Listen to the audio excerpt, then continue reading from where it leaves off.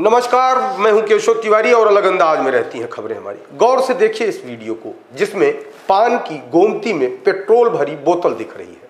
यह पेट्रोल की बोतल पान की गोमती में क्यों रखी गई है, यह भी मैं आपको बताने वाला हूं। यहां पेट्रोल बाकायदा इस गोमती से बिकता है।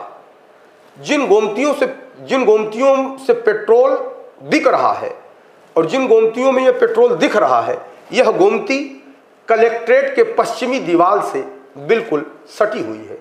जब कलेक्ट्रेट की नाक के नीचे शासकीय नियम कानून कायदों का दुरुपयोग करते हुए बिना किसी लाइसेंस के विस्फोटक पदार्थ पेट्रोल बीते 6 महीने से सतना में बेचा जा रहा है और बाकायदा कलेक्ट्रेट के बाबू अधिकारी इन गोमतियों में पान खाने आते हैं।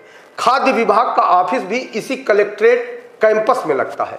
विस्फोटक अधिनियम के तहत या कानून व्यवस्था को ध्यान में रखते हुए कोई पेट्रोल पंप वाला बोतल में पेट्रोल नहीं बेच सकता या नहीं दे सकता, लेकिन कलेक्ट्रेट की नाक के नीचे 2 गोमतियों में खुलेआम पेट्रोल बिक रहा है। यह पेट्रोल किसी सुनसान इलाके में या चोरी चुपके नहीं बेचा जा रहा है। अगर ऐसा होता तो बात समझ में आती। यहां तो पेट्रोल खुलेआम डंके की चोट पर धड़ल्ले से बेचा जा रहा है। इस रास्ते से सैकड़ों मीडिया वाले भी गुजरते हैं, लेकिन इन दोनों गोमतियों में इन मीडिया वालों का भी संरक्षण क्यों मिल रहा है, समझ से परे है। कुछ पत्रकार तो कलेक्ट्रेट की सीढ़ियां ही चाटते रहते हैं।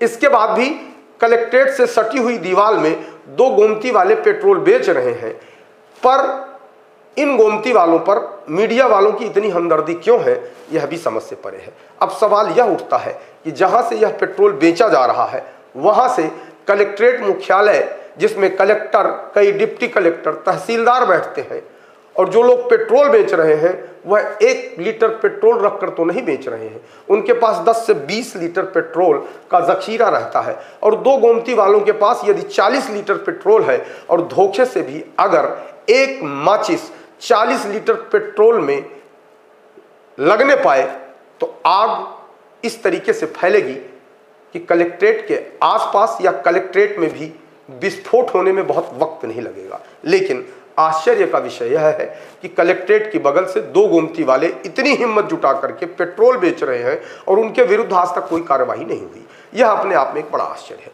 कलेक्ट्रेट में आए दिन आंदोलन, प्रदर्शन, धरना भी होता है। ऐसा नहीं है कि पुलिस विभाग के किसी वरिष्ठ अधिकारी की निगाह इन पेट्रोल बेचने वालों पर नहीं पड़ी होगी।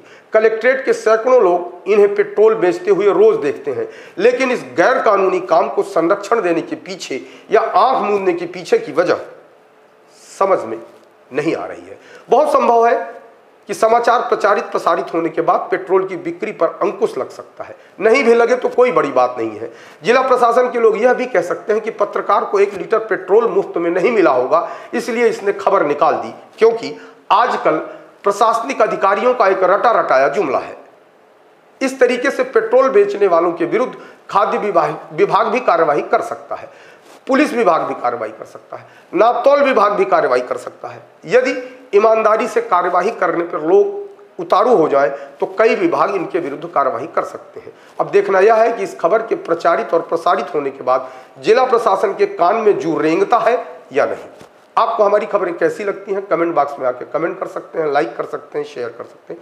और यदि आपको हमारी खबरें अच्छी लगती हैं तो विशाल खबर चैनल को सब्सक्राइब कर हमें अपना आशीर्वाद जरूर प्रदान करें।